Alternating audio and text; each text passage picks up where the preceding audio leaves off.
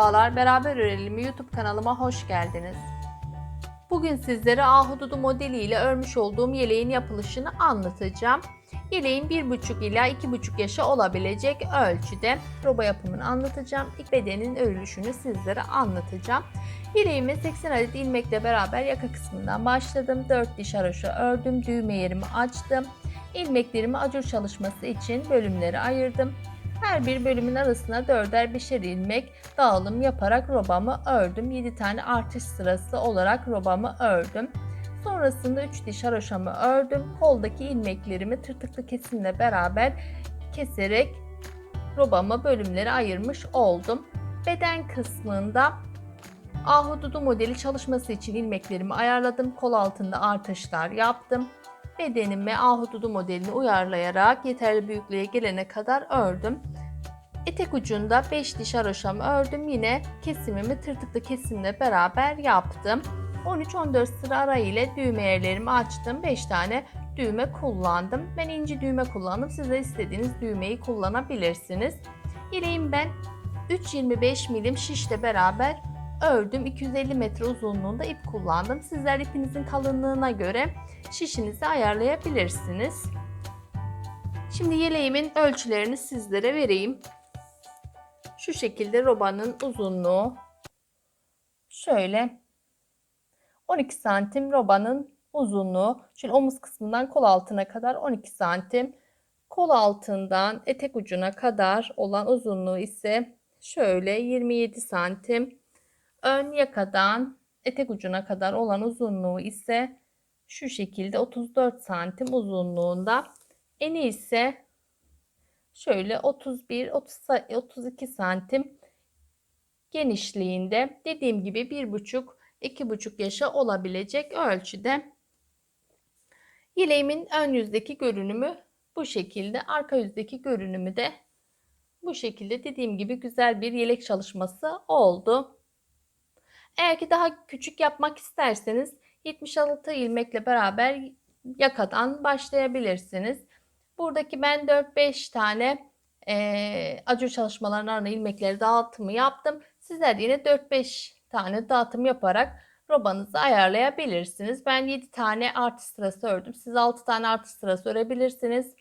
Beden kısmında 12 tane ahududu modeli uyarladım. Sizler 10 veya 11 tane ahududu modeli sırası uyarlayarak bedenini de örebilirsiniz.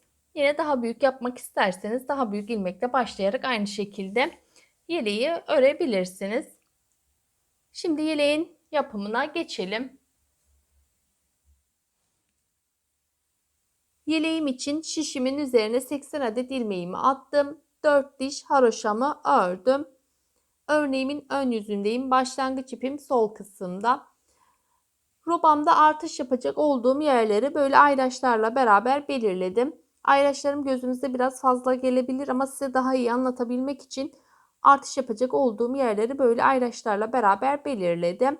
Başlangıçta 7 tane kenar pat ilmeğim var. Sonrasında bir ilmeğim düz. Bu ayracımın olduğu yerde ipime bir dolayacağım. Ara kısımda bir tane düz ilmeğim var. Diğer ayracımın olduğu yere de ipime bir dolayacağım.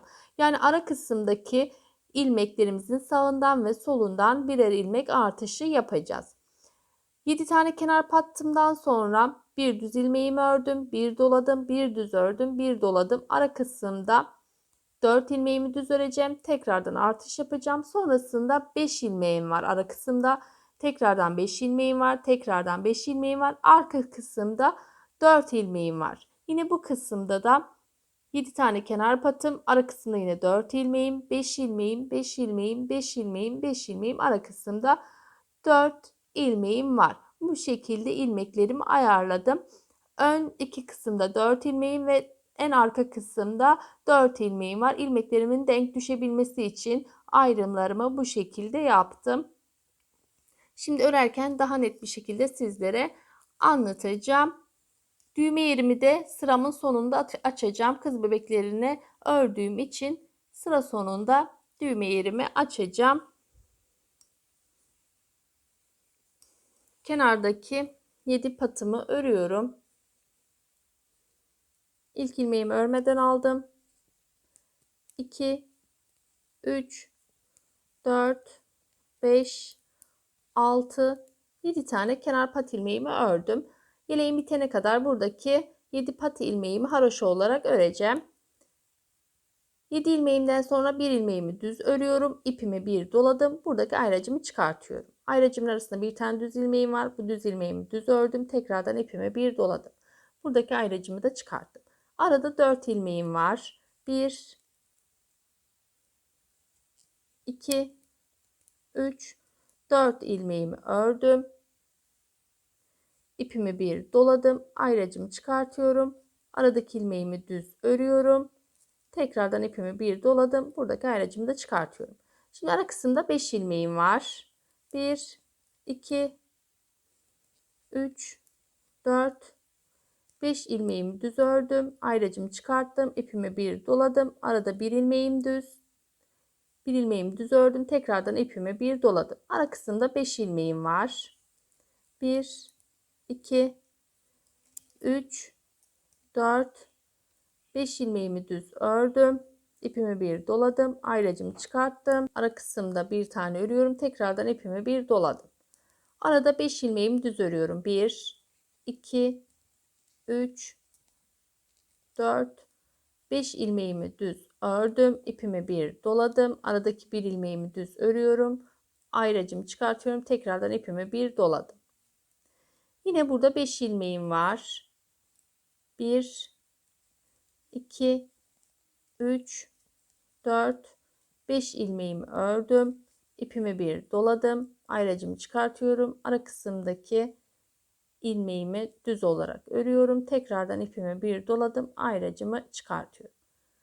Burası arka kısım. Arka kısım olduğu için burada 4 ilmeğim var. 1, 2, 3, 4 ilmeğimi ördüm. İpimi bir doladım. Aradaki bir ilmeğimi düz örüyorum. Ayracımı çıkarttım. Tekrardan ipimi bir doladım. Burada şimdi 5 ilmeğimiz var. 1, 2, 3, 4, 5 ilmeğimi ördüm. İpimi bir doladım. Aradaki bir ilmeğimi düz örüyorum. Tekrardan ipimi bir doladım. Ara kısımda 5 ilmeğim var. 1, 2, 3, 4, 5 ilmeğimi ördüm. İpimi bir doladım. Aradaki bir ilmeğimi düz örüyorum. Tekrardan ipimi bir doladım. Ara kısımda yine 5 ilmeğim var. 1, 2, 3, 4, 5 ilmeğimi ördüm. İpimi bir doladım. Aradaki bir ilmeğimi düz örüyorum. Tekrardan ipimi bir doladım. Yine 5 ilmeğimi düz örüyorum. 1, 2, 3, 4, 5 ilmeğimi düz ördüm. İpimi bir doladım. Aradaki bir ilmeğimi düz örüyorum. Tekrardan ipimi bir doladım. 4 ilmeğimi düz örüyorum. 1, 2, 3, 4 ilmeğimi düz ördüm. İpimi bir doladım. Aradaki bir ilmeğimi düz örüyorum. Tekrardan ipimi bir doladım. Burada bir ilmeğim de düzdü. O ilmeğimi de düz olarak örüyorum.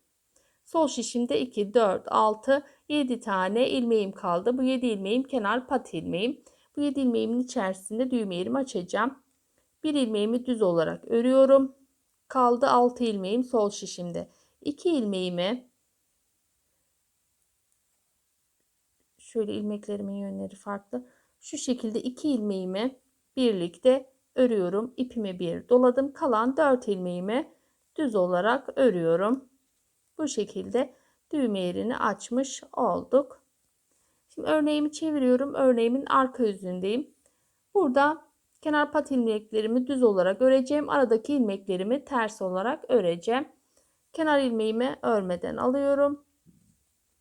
2, 3, 4 ilmeğimi düz ördüm. Dolamış olduğum ilmeği de örüyorum. 7 tane ilmeğimi 2, 4, 6, 7 ilmeğimi kenar pat ilmeğim için ördüm. İpimi arka yüze alıyorum.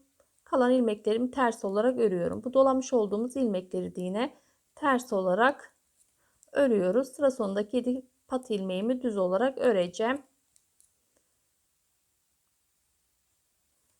Sıramı bu şekilde tamamlıyorum.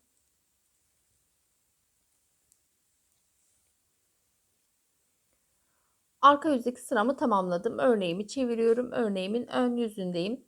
Burada artış yapmayacağız. Kenar pat ilmeklerimizi düz olarak öreceğiz. Yine ara kısımdaki ilmekleri düz olarak öreceğiz. Yani sıramızı düz örgü olarak tamamlayacağız. Arka yüzde kenar pat ilmeklerimizi düz olarak öreceğiz. Aradaki ilmeklerimi ters olarak öreceğim. Sıramı tamamlayacağım. Sonra ön yüze geldiğimizde yine artış yapacağız. Örneğimin ön yüzündeki sıramı düz örgü olarak tamamlıyorum. Bu bizim artış yapmış olduğumuz sıra birinci sıra, arka yüzdeki sıra ikinci sıra, tekrardan ön yüzdeyiz. Bu sıra bizim üçüncü sıramız, arka yüzdeki sıramız da dördüncü sıramız. Ben de bu iki sıramı öreyim. Ön yüze geldiğimizde, yani beşinci sıraya geldiğimizde tekrardan artış yapacağız. Sıralarımı ördüm. Örneğimin ön yüzüne geldim. Şimdi burada yine artış yapacağız. Şurada acur çalışmalarımız belirgin oldu. Bu acur çalışması yapmış olduğumuz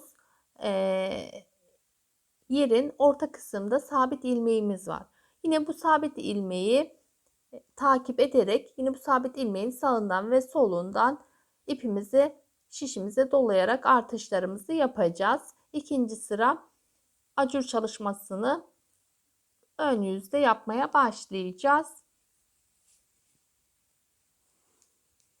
Kenardaki 7 pat ilmeğimi düz olarak örüyorum.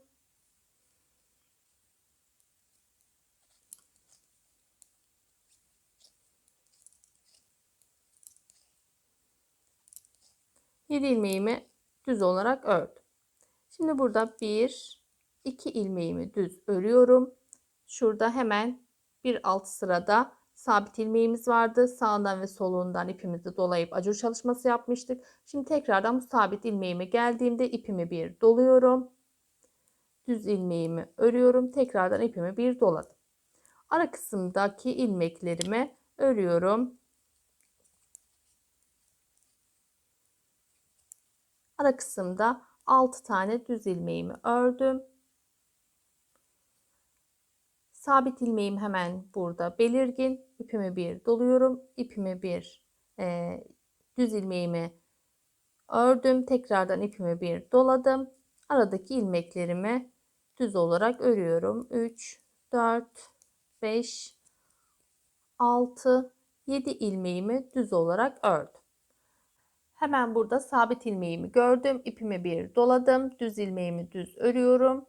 İpimi bir doladım. Ara kısımdaki ilmeklerimi örüyorum. 1, 2, 3, 4, 5, 6, 7 ilmeğimi düz olarak ördüm. Sabit ilmeğimi gördüm. İpimi bir doladım.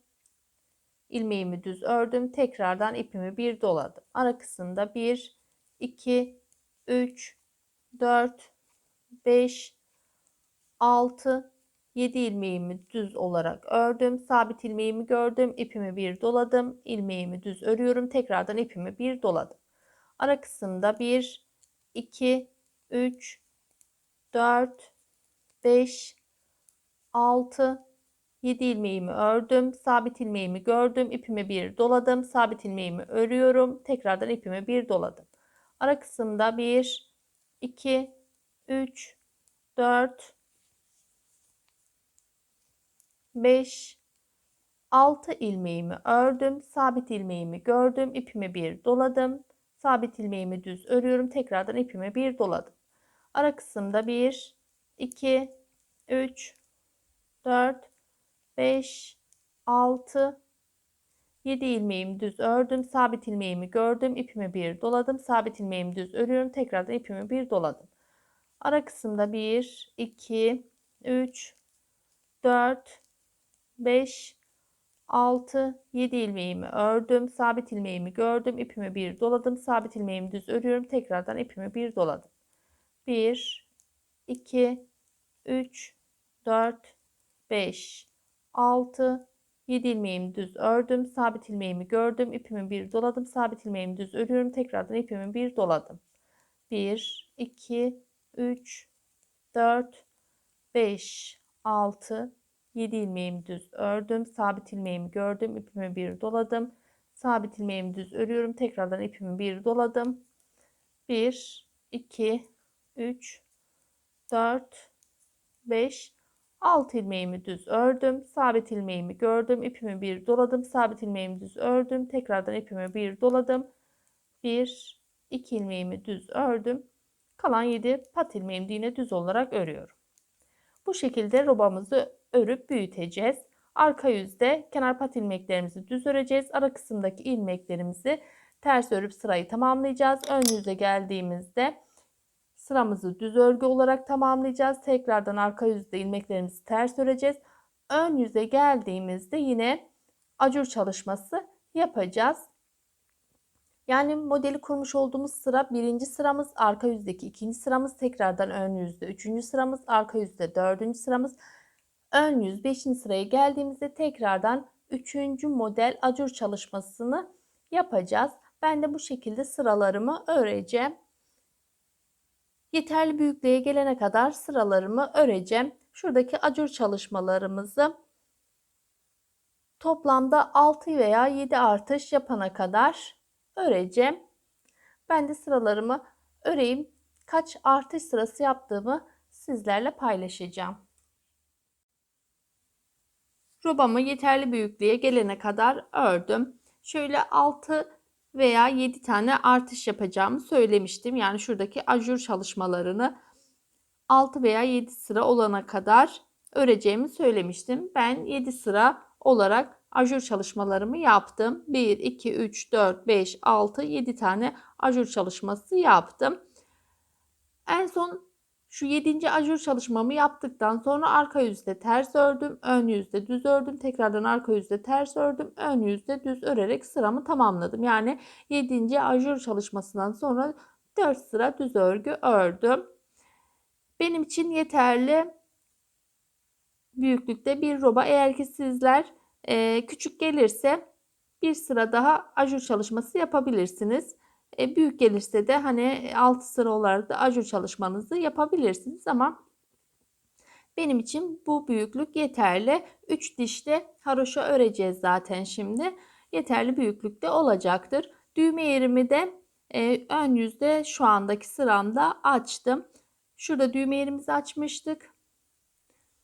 Ondan sonra 2, 4, 6, 8, 10, 12, 14 sıra haroşa sırası ördükten sonra bu ön yüzde ikinci düğme yerimi açtım.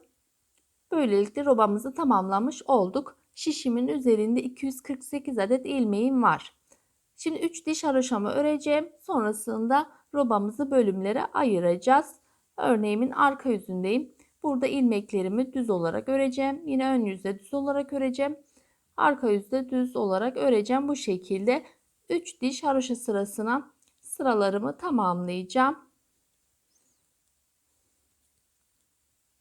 3 sıra haroşa sıramı öreyim. Sonrasında robamızı bölümlere ayıracağız. Haroşa sıralarımı örerek üst sıraya tamamladım. Örneğimin ön yüzündeyim. Şişimin üzerinde 248 adet ilmeğim var. Şimdi burada robamızı bölümlere ayıracağız. Önler için 38 ilmek, kollar için 53 ilmek, arka kısım için 66 ilmek şeklinde robamı bölümlere ayıracağım. Şimdi ön kısımdan sayarak başlıyorum. Bir ayraçla beraber yerlerini belirleyeceğim. Şöyle ön kısım için 2, 4, 6, 8, 10, 12, 14, 16, 18, 20, 22, 24, 26, 28, 30, 32, 34, 36, 38 ilmeğimi belirledim. Buraya bir tane ayraç takıyorum. Sonrasında kol için 53 adet ilmeğimi sayıyorum.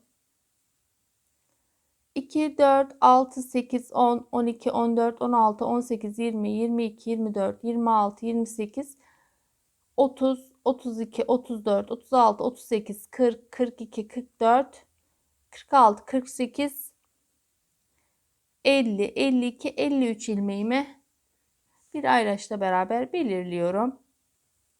Arka kısım için 66 ilmeğimi sayıyorum.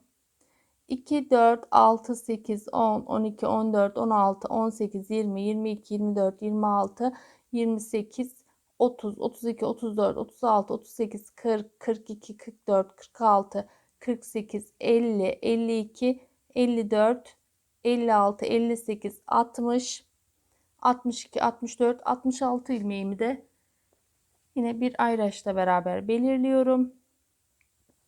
Tekrardan kol için 53 ilmek sayıyorum. 2, 4, 6, 8, 10, 12, 14, 16, 18, 20, 22, 24, 26, 28, 30, 32, 34, 36, 38, 40, 42, 44, 46, 48, 50, 52, 53 ilmeğimi de yine bir ayraçla beraber belirledim. Ön kısım için 38 ilmeğim kalmalı. 2 şuradan sayalım. 2, 4, 6, 8, 10, 12, 14, 16, 18, 20, 22, 24, 26, 28, 30, 32, 34, 36, 38 ilmeğim de yine ön için kaldı. Bu şekilde robamızı bölümlere ayırmış olduk. Şimdi kol kesimini yapacağız. Şöyle ön kısmı öreceğim. Düz olarak kol kısmına geldiğimde tığ ile beraber burayı tırtıklı kesim şeklinde keseceğim. Ön kısmı şimdi düz olarak örüyorum. Ayracıma kadar ilmeklerimi düz olarak örüyorum. Ön için olan ilmeklerimi düz olarak ördüm. Ayracıma geldim. Şimdi burada ayracımı çıkartıyorum. Burada kol için 53 adet ilmeğim var. Bu 53 adet ilmeğimi tığ yardımı ile tırtıklı kesim yapacağım. Şöyle saçımı biraz çekiyorum. İpimi de parmağıma şöyle biraz sarıyorum. Tığımı da aldım. Tığım şöyle ipimi rahat kavrayacak tığ tercih ettim. Sizler de ipinizi rahat kavrayacak bir tığ ile bu işlemi yapabilirsiniz. Şimdi 2 ilmeğimi tığımın üzerine alıyorum. Şöyle 1, 2 ilmeğimi tığımın üzerine aldım. İp alıp tek seferde geri çıkıyorum. Tekrardan sol şişimden bir ilmek tığımın üzerine aldım. Tel alıp 2 ilmeği geri çıkıyorum. Burada şimdi 2 tane zincir çekeceğim. 1, 2 tane zincirimi çektim. Hemen dibinde bir ilmeğim var. Onun içerisinden geçiyorum. Tekrardan bir ilmeğim daha var. Şöyle ikili olarak tığımı geçiriyorum. Tel alıp geri çıkıyorum. Tekrardan tel alıp ikisini birlikte geri çıktım. Arada 2 ilmeğimi keseceğim. İlk birinciyi kesiyorum. 1. Şöyle bir ilmeğimi tığımın üzerine aldım. Tel alıp 2 ilmeğimi geri çıktım. İkinci ilmeğimi alıyorum. Tel alıp 2 ilmeği geri çıkıyorum. 1, 2 tane ilmeğim zincirimi çektim. Şöyle hemen dibine 1, 2 tane ilmeği tığımı geçiriyorum. Tel alıp geri çıkıyorum. Tekrardan tel alıp geri çıkıyorum. 2 tane tırtığımız oluştu. Tekrardan arada 2 ilmeğimi kesiyorum. Şöyle 1, şöyle 2. Eğer ki size bu ara sıkı gelirse bunu bu aradaki 2 kestiğimizde 3 olarak da yapabilirsiniz. Benim için 2 tane yeterli. 1, 2 tane zincir çektim. Hemen dibinden 1, 2 tane ilmeğe tığımı geçiriyorum. Tel alıp geri çıkıyorum. Tekrardan tel alıp geri çıkıyorum. Arada 2 ilmeğimi yine kesiyorum. Birinciyi kestim. İkinciyi tığımın üzerine aldım. Tekrardan tel alıp geri çıkıyorum. 2 ilmeğimi kestim. 1, 2 tane zincirimi çekiyorum. Hemen dibinden ikili olarak tığımı geçiriyorum. Tel alıp geri çıkıyorum. 2 ilmeğimi geri çıkıyorum. Son kez sizlere göstereyim. Sol şişimden birinci ilmeğimi aldım. Tel alıp geri çıkıyorum. Tekrardan bir ilmeğimi aldım. Tel alıp geri çıkıyorum. 2 ilmeğimi arada kesmiş oldum. 1, 2 tane zincirimi çekiyorum. Hemen dibinden bir ikili olarak tığımı geçiriyorum. Tel alıp geri çıkıyorum. Tekrardan tel alıp geri çıktım. Bu şekilde burada tırtıklı kesimimiz oluşuyor. Bu arada 53 ilmeğimiz vardı. Bu 53 ilmeğimizi bu şekilde kol için keselim. Ben de kesimimi tamamlayayım. Kesimimi yaparak sona doğru geldim. Sonda 2 ilmeğim kaldı. Son tırtığımı burada yaptım. Şimdi bu 2 ilmeğimin bir tanesini alıyorum. Tel alıp ikisini birlikte geri çıkarak burada bir tane kesimini yapmış oldum. Şimdi bu bir ilmeğimizle şu bedendeki bir ilmeği birlikte keseceğim. Bu bir ilmeğimi aldım. Bedenden de yine bir ilmek alıyorum. Şöyle tığımın üzerinde 3 ilmeğim var. 3 ilmeği tek seferde geri çıkıyorum. Yani kolda 53 adet ilmeğimizi kesmiş olduk. Bu tığımın üzerindeki ilmeğimi arka bedene verince burası da 66 ilmek olarak kalıyor. Şimdi şişime bu ilmeğimi alıyorum. Arka kısımda düz olarak sıramı örüyorum. Şöyle arka kısımdaki ilmeklerimi düz olarak örüyorum. Diğer ayracıma kadar bu şekilde öreceğim. Diğer kolu da yine aynı şekilde tırtıklı olarak keseceğim. Arka kısım için olan ilmeklerimi düz olarak örüyorum. Arka kısım için ilmeklerimi ördüm. Şöyle koldaki kesimime geldim. Buradan ayracımı çıkartıyorum. Şöyle şişimi biraz uzatıyorum. İpimi parmağıma sarıyorum. Tığımı da aldım. Yine burada bu kolda da yine tırtıklı kesim yapacağız. İlk 2 ilmeğimi tığımın üzerine aldım. Şöyle ip alıp tek seferde geri çıkıyorum. Tekrardan bir ilmek alıyorum. Tel alıp geri çıkıyorum. 1 2 tane zincirimi çektim. Hemen dibinden şöyle 1 2 tane ilmeğin içerisine girdim. Tel alıp geri çıkıyorum. Tek seferde geri çıkıyorum. Arada 2 ilmeğimi kesiyorum. 1 2 ilmeğimi kestim. Tekrardan 1 2 zincir çekiyorum. Şöyle 2 ilmeğin içerisinden geri çıktım. Tekrardan geri çıktım. Bu kolda yine diğer kol gibi aynı şekilde keselim. Ben de kesimimi tamamlayayım. Ön kısımdaki ilmeklerimi de düz örerek sıramı tamamlayacağım. Yuvamızı kurmuştuk. Kollarda tırtıklı kesimimizi yapmıştık. Şimdi beden kısmında ahududu modelinin kurulumunu yapacağız. Kol altında artışlarımız var. Sonrasında ahududu modelinin kurulumunu yaparak bedenimizi öreceğiz. Şöyle robamızı katladığımızda görüntüsü bu şekilde güzel bir roba çalışması oldu. İstediğiniz örgü modelini alt kısmına uyarlayarak örebilirsiniz. Ben ahududu modelini uygulayacağım. Şöyle ön kısımdaki ilmeklerimi ters olarak öreceğim. Kol altına kadar ilmeklerimi ters olarak öreceğim. Şu ön pat ilmeklerimi 7 tane pat ilmeğimi düz öreceğim. Sonrasındaki ilmeklerimi kol altına kadar ters olarak öreceğim.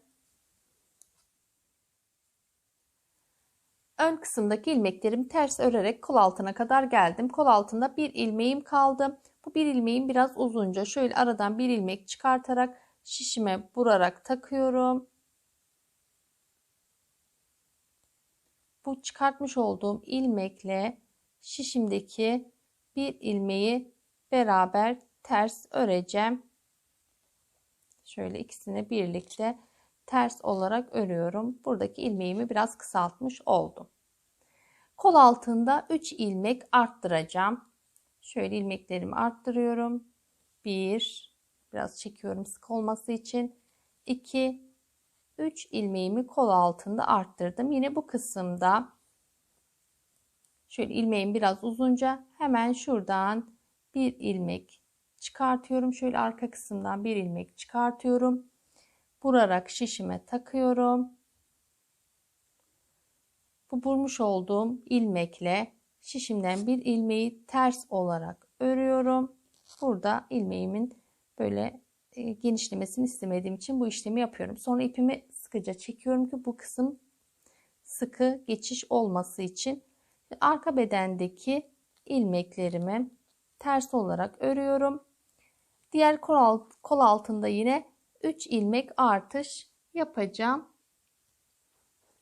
Şişimin üzerinde 142 adet ilmeğim vardı.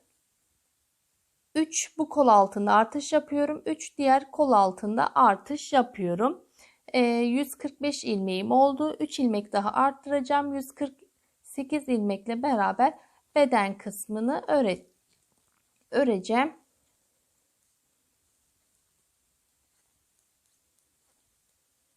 Şimdi arka kısımdaki ilmeklerimi örüyorum. Diğer kol altına kadar.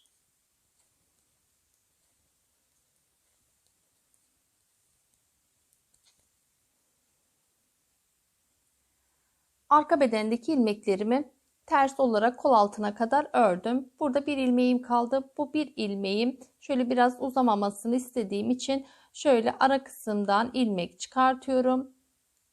Vurarak şişimin üzerine şu şekilde takıyorum. Bu iki ilmeğimi birlikte ters olarak örüyorum. Ters olarak ördüm. Yine bu kol altında 3 ilmek artış yapacağım. 1 2 3 ilmek artışımı yaptım. Ön kısma geçerken yine buradaki ilmeğimin uzamamasını istediğim için şöyle şuradan bir ilmek çıkartıyorum. Şöyle yine vurarak şişimin üzerine takıyorum. Bu iki ilmeği birlikte ters örüyorum. Buradaki ipimi çekiyorum ki geçişim bol olmaması için ipimi biraz çektim. Şimdi ön kısımdaki olan ilmeklerimi ters olarak örüyorum. 7 tane kenar patımı düz olarak örüp sıramı tamamlayacağım.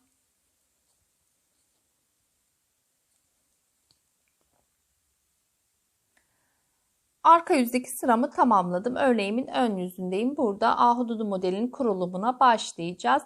Roba bitiminde şişimin üzerinde 142 adet ilmeğim vardı. Üçer ilmek kol altında artışlar yaptık. Şu anda şişimin üzerinde 148 adet ilmeğim var. 148 adet ilmekle beraber beden kısmını öreceğim. Şimdi burada kurulumumuza başlayalım. 7 tane kenar pat ilmeğimi örüyorum.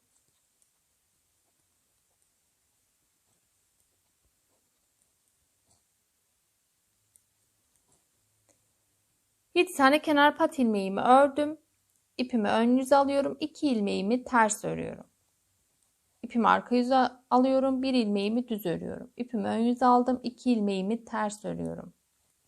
İpimi arka yüze aldım. 1 ilmeğimi düz örüyorum. 2 ilmeğimi ters örüyorum. 1 ilmeğimi düz örüyorum. 2 ilmeğimi ters örüyorum. 1 ilmeğimi düz örüyorum. Bu şekilde ön yüzdeki sıramı tamamlıyorum. 2 ters bir düz olarak sıramı tamamlıyorum. Sıramı 2 ters bir düz olarak ördüm. Sıra sonuna doğru geldim. Sıra sonunda 2, 4, 6, 7 tane kenar patımı ayırdım. 3 tane ilmeğim kaldı. Burada 2 tane ters ilmeğimi ördüm. İpimi arka yüze aldım. 1 ilmeğimi düz örüyorum. İpimi ön yüze alıyorum. 2 ilmeğimi ters örerek bedendeki ilmeklerimi tamamlıyorum. Kenardaki 7 pat ilmeğimi düz olarak örüyorum. Kol altında arttırmış olduğumuz ilmekleri de yine 2 ters bir düz olarak ördüm. Böylelikle ön yüzdeki sıramızı tamamlamış olduk. Örneğimi çeviriyorum. Örneğimin arka yüzündeyim. Burada düz gördüğüm ilmekleri düz, ters gördüğüm ilmekleri ters örerek sıramı tamamlayacağım. 7 kenar ilmeğimi örüyorum düz olarak.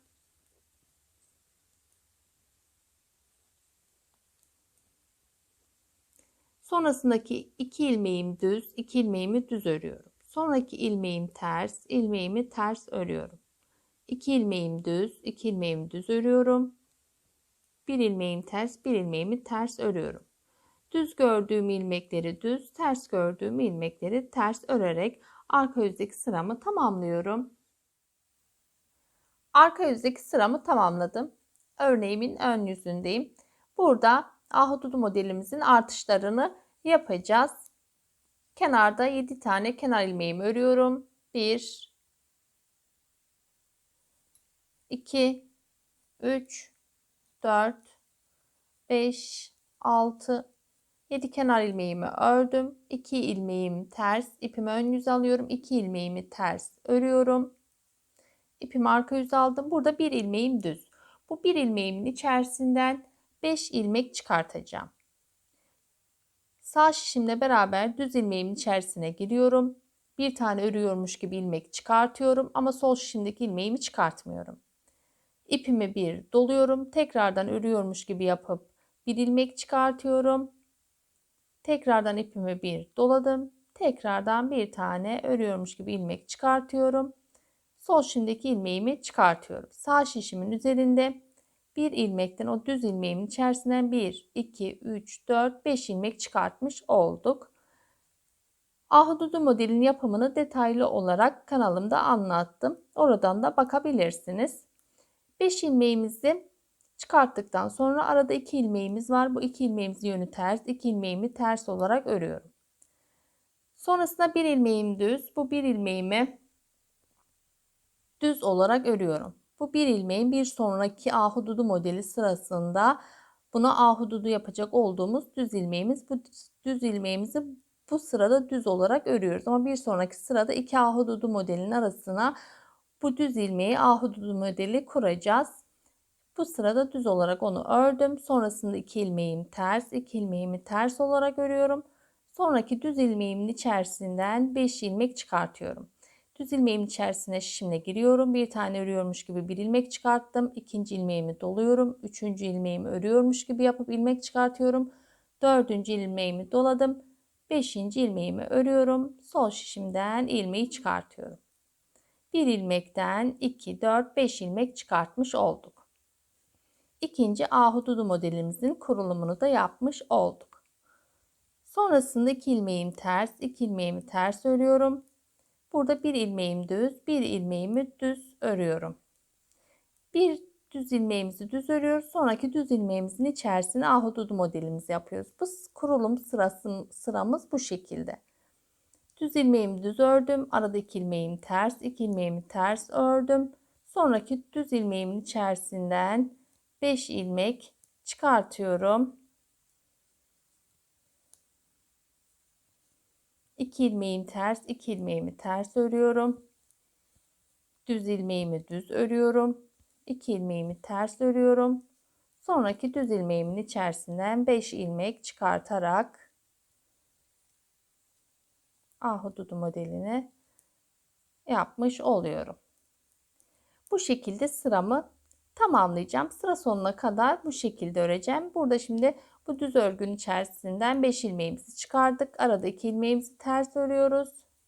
Sonraki düz ilmeğimizi düz örüyoruz. Yine aradaki ilmeğimizi ters örüyoruz. Sonraki düz ilmeğimizin içerisinden 5 ilmek çıkartıyoruz. Bu şekilde sıramızı tamamlayalım. Ön yüzdeki sıramı tamamladım. Örneğimi çeviriyorum. Örneğimin arka yüzündeyim. Arka yüzde düz ilmeklerimizi düz, ters ilmeklerimizi ters olarak öreceğiz. 7 tane kenar ilmeğimi düz olarak örüyorum.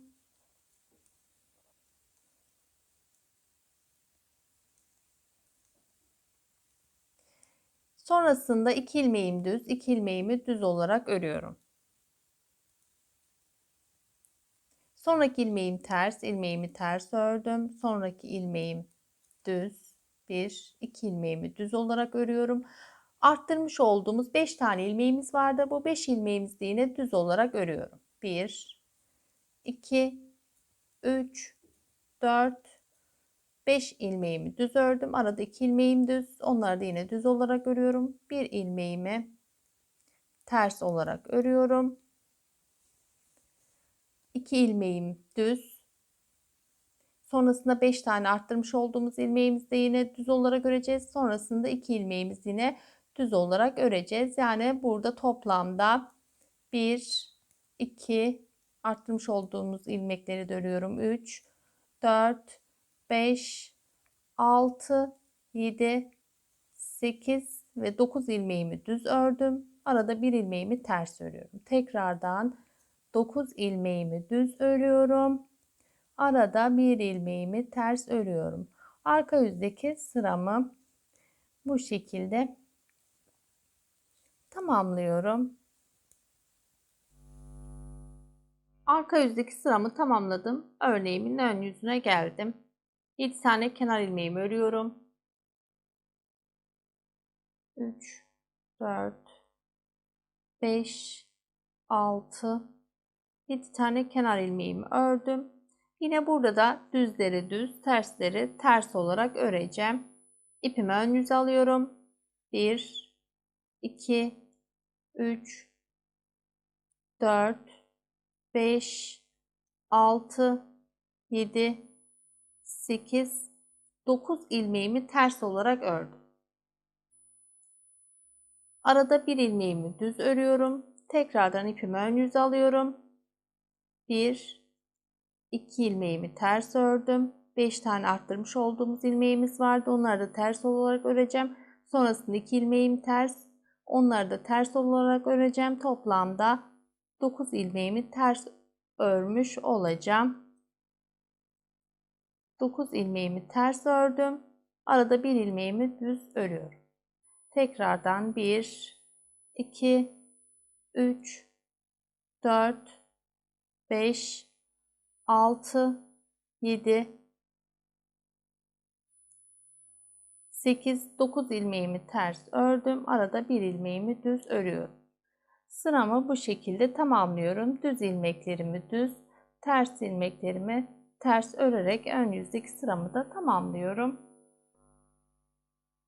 Ön yüzdeki sıramı tamamladım. Yine arka yüzde tersleri ters, düzleri düz örerek arka yüzdeki sıramı tamamlayacağım. Ön yüze geldiğimde yine tersleri ters, düzleri düz olarak sıramı tamamlayacağım. Arka yüzde yine tersleri ters, düzleri düz örerek sıramı tamamlayacağım.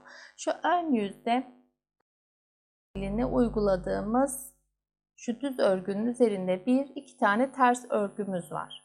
Bu ters örgülerimiz 5 sıra olana kadar, yani şuradaki ters ördüğümüz örgülerimiz 5 sıra, yani arka yüzde bunu şimdi düz olarak öreceğim. Ön yüze geldiğimde bunu ters olarak öreceğim. Buradaki şu dişli haroşa gibi görünen örgümü 5 sıra olana kadar sıralarımı öreceğim. Arka yüzde düz ilmeklerimi düz, tersleri ters, ön yüzde düzleri düz, tersleri ters, tekrardan arka yüzde düzleri düz, tersleri ters örerek burayı 5 sıraya tamamlayacağım. Sıralarımı bu şekilde öreyim. Sıralarımı ördüm. Şurada ahududu modelimizin üzerinde 1, 2, 3, 4, 5 tane ters örgüm oluştu. Şimdi burada ilmeklerimizi toplayarak şuradaki düz örgümüzün üzerine yine ahududu modelini kurarak sıramızı tamamlayacağız. Örneğimin ön yüzündeyim. Kenardaki 7 ilmeğimi örüyorum.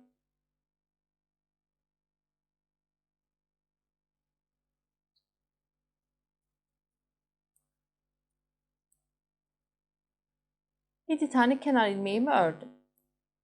Burada 2 ilmeğimi ters olarak örüyorum. İpimi ön yüze aldım. 1, 2 ilmeğimi ters olarak ördüm. 5 tane ilmek arttırmıştık.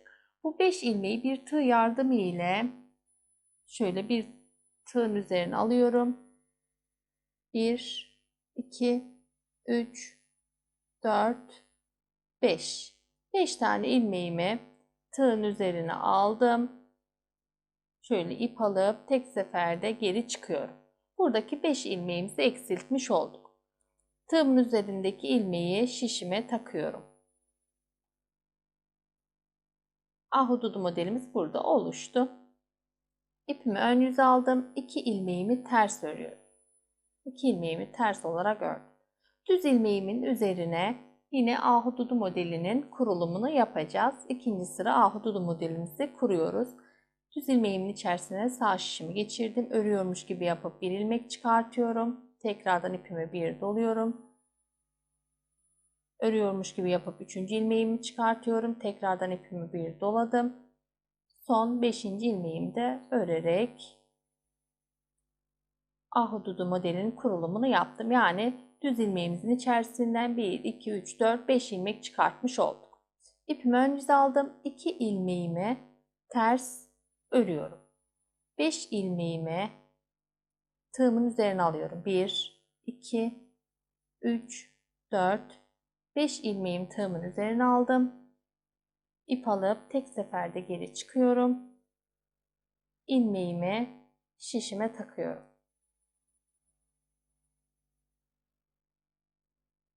İpimi ön yüze aldım. 2 ilmeğimi ters örüyorum. Düz ilmeğimden 5 tane ilmek çıkartıyorum. 1, 2, 3, 4, 5 tane ilmeğimi çıkarttım. İpimi ön yüze aldım. 2 ilmeğimi ters örüyorum. 5 ilmeğimi şişimin üzerine alıyorum. 3, 4, 5 ilmeğimi şişimin üzerine aldım. İp alıp tek seferde geri çıkıyorum. İlmeğimi şişime taktım. 2 ilmeğimi ters örüyorum. Düz ilmeğimin içerisinden 5 ilmek çıkartıyorum. 1, 2, 3, 4, 5 ilmeğimi çıkarttım. 2 ilmeğimi ters örüyorum. 5 ilmeğimi birlikte tığımın üzerine alarak toplayacağım. Bu şekilde hem ahududu modelimizi tamamlamış oluyoruz hem de ikinci sıra ahududu modelimizin kurulumunu yapmış oluyoruz. Bu şekilde sıramızı tamamlayalım. Ön yüzdeki sıramı tamamladım. Ahududu modelimize son şeklini verdik. Düz ilmeğimizin üzerine ahududu modelinin kurulumunu yaptık. Böylece ikinci sıraya geçmiş olduk. Şimdi örneğimi çeviriyorum. Örneğimin arka yüzündeyim. Burada yine düz ilmeklerimizi düz, ters ilmeklerimizi ters örerek sıramızı tamamlayacağız. Kenardaki 7 ilmeğimi düz olarak örüyorum.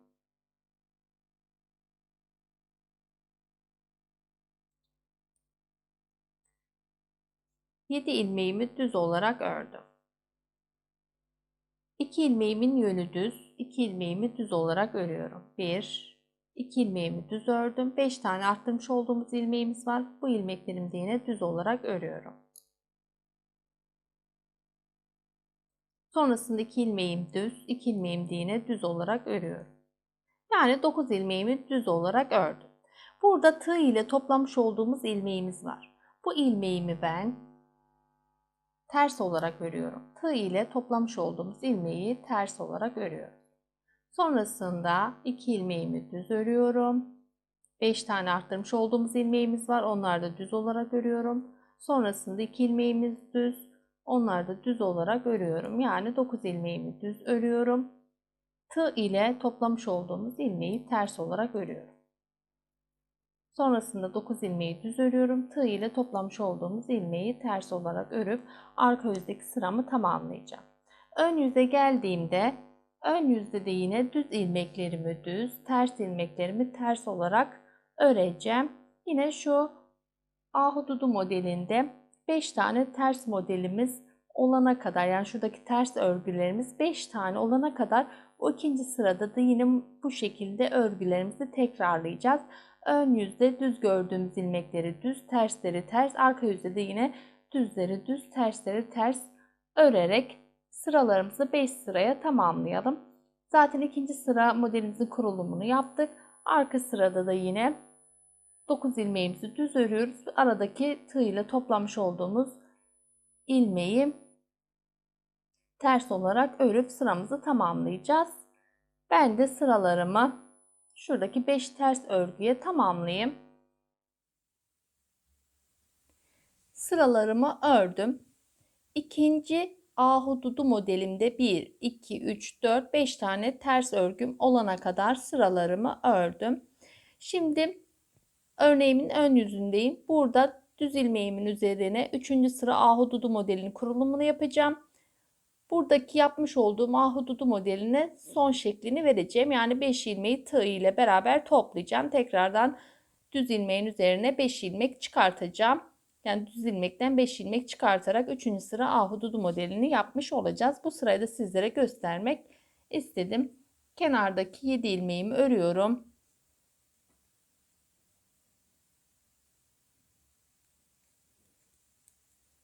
3, 4, 5, 6, 7 ilmeğimi ördüm. İpimi ön yüze alıyorum. 2 ilmeğimi ters örüyorum. Sonraki ilmeğim düz ilmeğimin içerisinden 5 ilmek çıkartıyorum. 1, 2, 3, 4, 5 ilmeğimi çıkarttım. İpimi ön yüze alıyorum. 2 ilmeğimi ters örüyorum. İpimi arka yüze aldım. Burada arttırmış olduğumuz 5 ilmek vardı. Bunları tığımın üzerine alıyorum. 5 ilmeğimi tığımın üzerine aldım. Şöyle ip alarak tek seferde geri çıkıyorum. İlmeğimi şişime taktım. İpimi ön yüze aldım. 2 ilmeğimi ters olarak örüyorum. Düz ilmeğimin içerisinden 5 ilmek çıkartıyorum.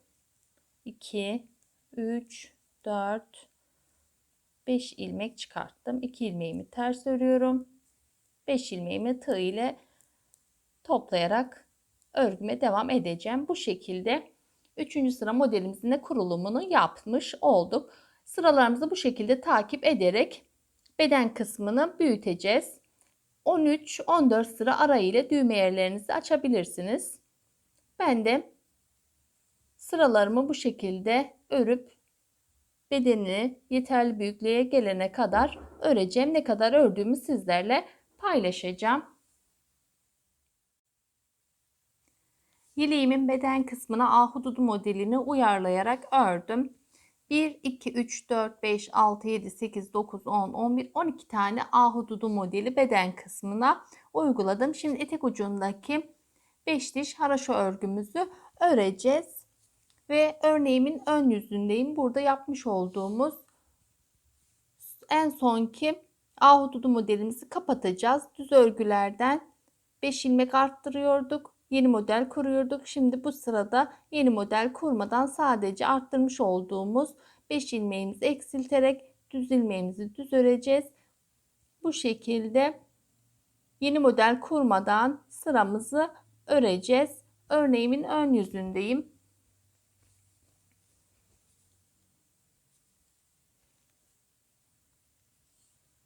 Kenarda 7 tane kenar ilmeğimi örüyorum.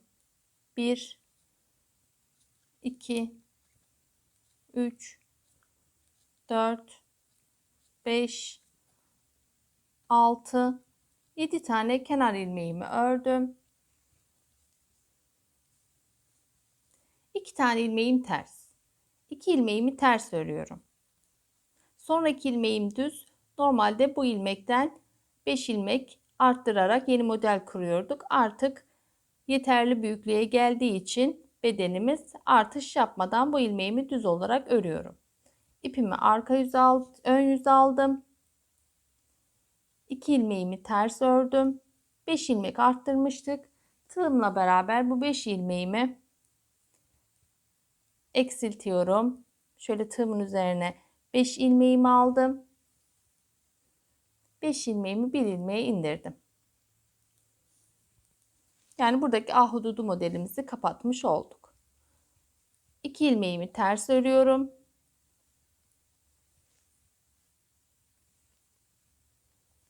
Düz ilmeğimi düz örüyorum. 2 ilmeğimi ters örüyorum. 5 ilmeğimi tığımın üzerine alıyorum. 5 ilmeğimi tığımın üzerine aldım. Bir ilmeği indiriyorum.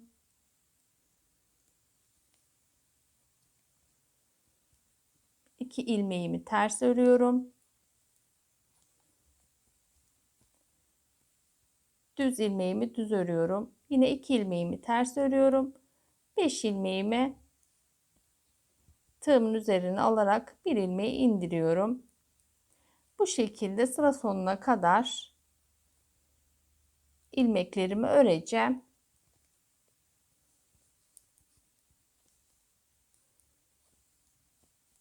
İki ilmeğimi ters ördüm. Bir ilmeğimi düz örüyorum. Tekrardan 2 ilmeğimi ters örüyorum. 5 ilmeğimi tığımın üzerine alarak bir ilmeği indireceğim. Yani 12. ahududu modelimize son şeklini veriyoruz. Artış yapmadan ilmeklerimi öreceğim. Sıra sonuna kadar bu şekilde örgümü tamamlayayım. sıramı tamamladım. Şöyle 13-14 sıra ara ile 5 tane düğme yeri açtım yeleğimde. Şimdi 5 diş haroşamızı örmeye başlıyoruz. Ben etek ucunda tırtıklı kesim yapacağım. 5 diş haroşamdan sonra etek ucunu keserken tırtıklı kesimle beraber etek ucunu keseceğim. Örneğimin arka yüzündeyim. Burada bütün ilmeklerimi düz olarak öreceğim.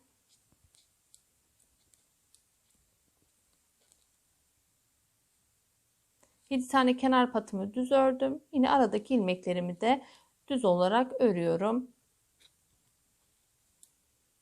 Örneğimin ön yüzünde yine ilmeklerimi düz olarak öreceğim. 5 diş haroşam olana kadar sıralarımı öreceğim. Dediğim gibi etek ucunda tırtıklı kesim yapacağım. Tırtıklı kesim yapacak olduğum yere kadar 5 diş haroşamı örüp tamamlayayım.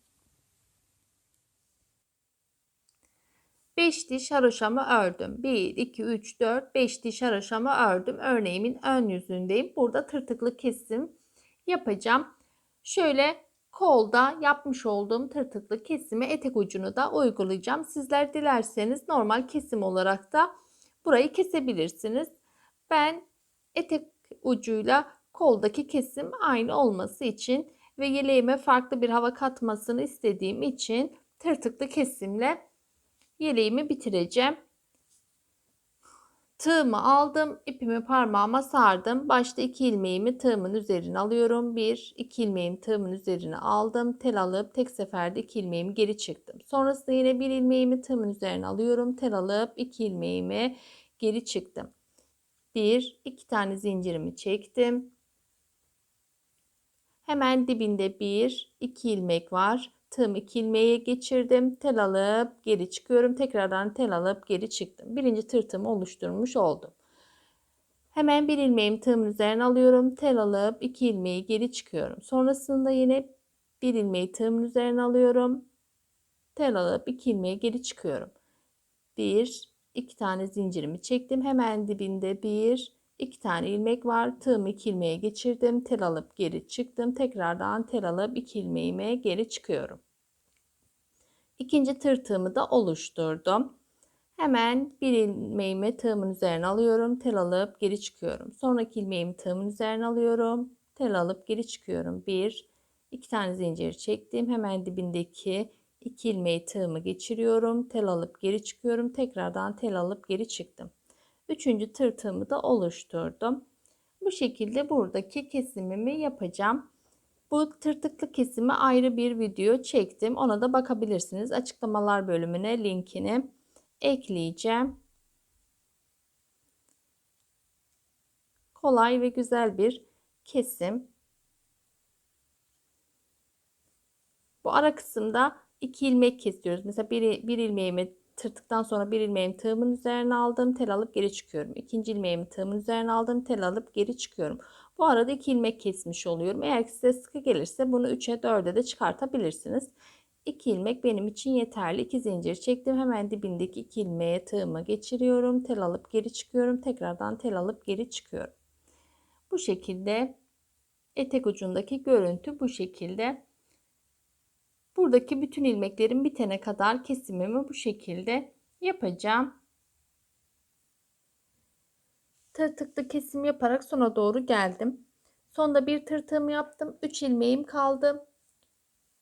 3 ilmeğimin bir tanesini tığımın üzerine aldım. Tel alıp geri çıkıyorum. 2 ilmeğim kaldı. Bu 2 ilmeğimi de yine tığımın üzerine alıyorum. Tığımdaki 3 ilmeği tek seferde geri çıkıyorum. Şöyle tel alarak tek seferde geri çıktım. Böyle bir iki tane zincir çekerek ipimi arka kısımda kaybedeceğim. Böylelikle yeleğimizin bitirmiş olduk. Şimdi düğmelerimi dikerek son halini sizlere göstereceğim. Yeleğimin düğmelerini dikerek yeleğimi bitirdim. Ben inci düğme tercih ettim. Sizler istediğiniz düğmeyi kullanabilirsiniz. Güzel bir çalışma oldu. Umarım sizler de beğenerek benimle beraber örmüşsünüzdür. Yapan arkadaşlara kolay gelsin diyorum. Kendinize iyi bakın. Sağlıkla kalın. Hoşça kalın.